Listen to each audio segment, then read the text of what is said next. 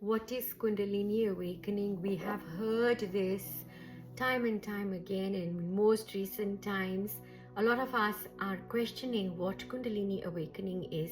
And those of you who are not using the term Kundalini awakening, you definitely know that there is something that is a little bit different, because now life seems a little bit different. Life doesn't seem so three-dimensional as it always has been, until you have experienced something so profound that something inside of you has woken up.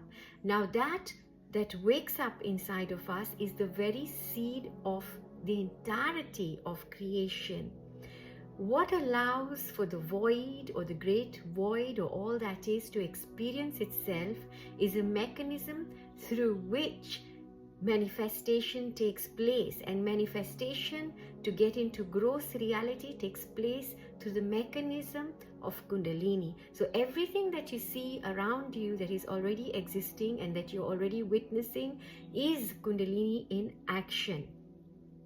Kundalini, when not in action, is also contained within each one of us, because each one of us is made in the image of all that is. We are the experience of the void through the vehicle that we are currently in possession of.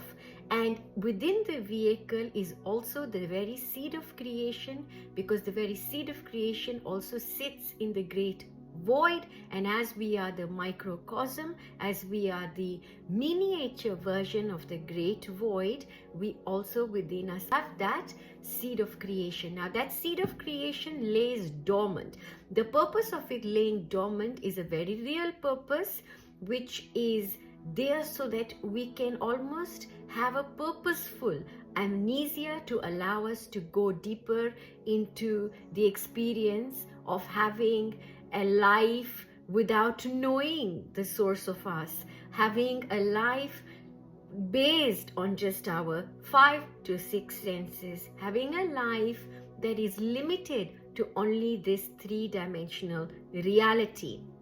When our life is limited to that, we are what we call well integrated into society and its norms, and we can function. When we are not awakened, or when this energy inside us is not awakened, it is easier for us to be molded. It is easier for us to look for a community to which we want to belong, because we are constantly trying to belong to something. We are constantly trying to fit into something. We are constantly looking for our source, our home, our root.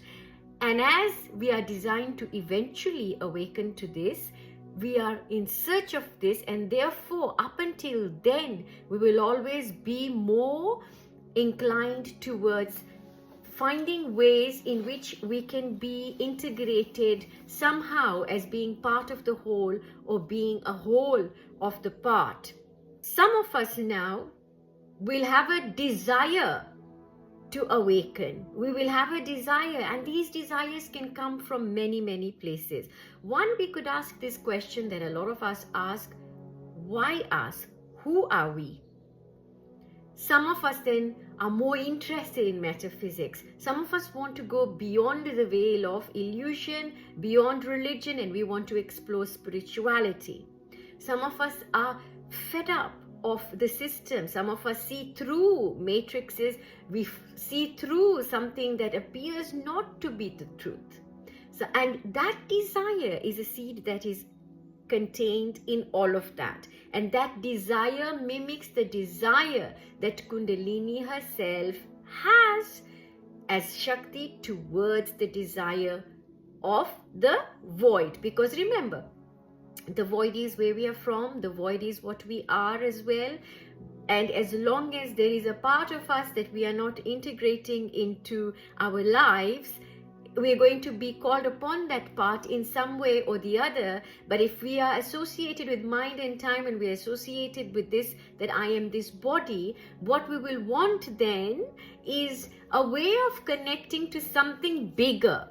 A way of connecting to something bigger than us. And a way of connecting to something bigger than us is to find a spiritual community, is to find a cause, is to find anything. You might become somebody who is an animal welfare advocate. You might be somebody who wants to do something to do with human rights, but a cause. Anything that is bigger than the petty self, anything that is bigger than us, it is always a drive inside of us to go towards the great void. The great void, which is part of us, which is who we are, which is the source of us.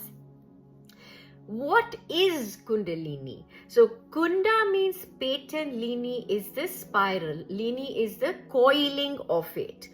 Now it has been compared to a serpent, and it has been called the serpent power because it is the manner in which it moves, is like a snake. And what does a snake do? A snake feels the vibrations of the earth because it is closed. The entirety of a snake is laying on the plain ground and is able to feel the vibrations, and through that will always know what is coming, is very, very sensitive to energy. Now, when a snake moves, you won't know that the snake is moving. So if you were in a space that you're sharing with the snake, how would you know? Because you can't hear the snake. You won't be able to hear the snake. You won't be able to witness the snake with all of your senses without the snake appearing right before you, or the snake biting you, or the snake making a sound. Now, without this direct, hello, here I am, I'm awake, I'm a snake, I'm around you, you won't know.